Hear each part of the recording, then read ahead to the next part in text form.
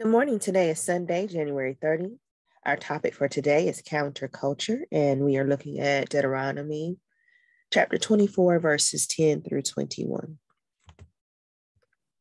Before we get started today, you need your Sunday school notebook, whatever it is that you like to write with, in your Bible to use as a reference, as you will be reading verses on your own. The last, the least, and the left out. Pastor Stuart Atwater writes about our society once again being in a holiday season impacted by the pandemic, political differences, loss of jobs, and racial unrest. And yet our society and culture continue to function as if everyone is doing well. We escape between Thanksgiving and New Year's Day, but our reality as a society is there are marginalized people all around us, the last, the least, and the left out. The last. There are homeless people and those at risk of being homeless all around us. In most of our major cities, tent cities have sprung up along major highways and under overpasses. Cities devote resources to make sure that the homeless are seen as little as possible, that they are isolated to certain areas of our cities. The normal homeless population has increased during the pandemic because of the number of families that have become unhoused when adults lost their jobs due to the pandemic. In response to this crisis, Congress, the President of the United States, and governors have debated whether moratorium should continue protecting those who are behind in terms of paying their rent due to the pandemic. As teens, have you thought about ways that you can impact the lives of the last, including volunteering at a shelter or food bank? The least. Teenage victims of human trafficking is a disgrace. According to the U.S. Department of Homeland Security, the human trafficking involves the use of force, fraud, and coercion to obtain some type of labor or commercial sex act. The McCain Institute reports that there are between 244,000 and 325,000 U.S. teens at risk for sexual exploitation, while there have been 199,000 incidents of sexual exploitation in a given year.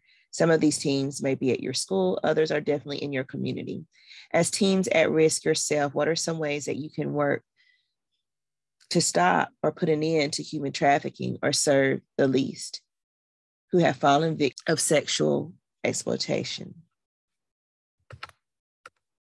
The left out, there are major differences in the academic performance of wealthy children and socioeconomically challenged youth, not to mention the academic performance gap between white and Asian students as compared to Black and Latino.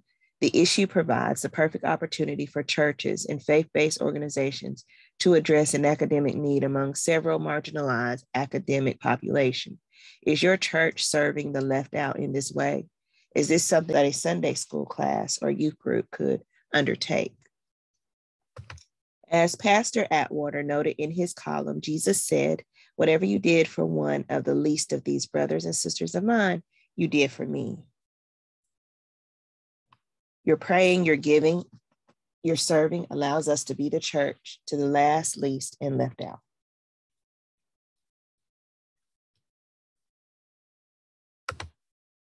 Keeping it real. How aware are you of marginalized populations in your community? Be honest. How often have you thought about those who are at risk of becoming homeless, sexually exploited, and or academically forgotten? As a disciple of Jesus Christ, do you believe that you have any responsibility to serve those who are marginalized? What does justice require of us as it relates to the last, the least, and the left out? And I just want you to take some time to think about that. You don't have to write anything in your notebook.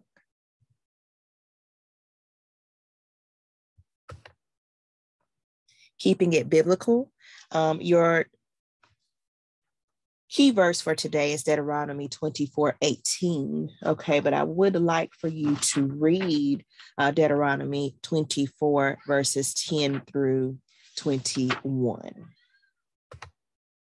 So the name Deuteronomy literally means second law, referring to the second giving of the law of Moses in Moab, just prior to crossing the Jordan from Moab into the land promised to their ancestors.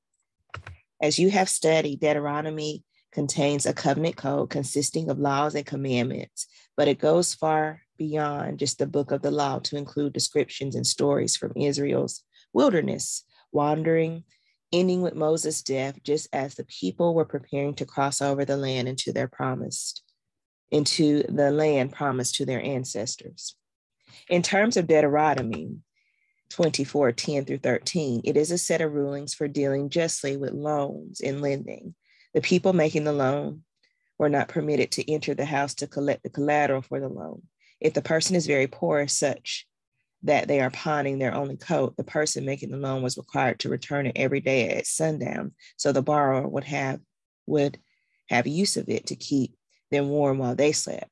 In essence, what this text is teaching us is to simply give to those who are truly impoverished. What lender would want the hassle of returning the borrower's last garment every night at sundown? Next, verses 14 through 15 deal with prompt payment of those living from paycheck to paycheck. A hired hand was to be paid every day before sundown because they counted on daily wages to provide for themselves and their families.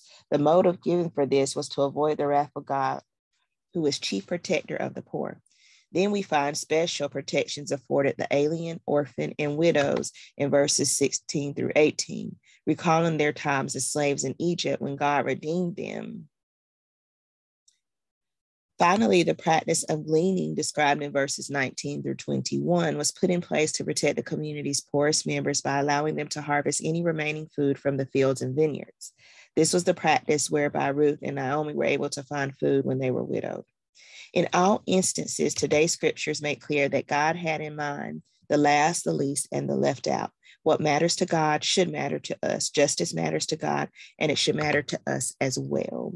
And keeping it together, why does it seem like there are more check cashing businesses than banks in poor and minority communities? The impact of this reality is that the poor and minorities lose a higher percentage of any checks they cash to these check cashing businesses.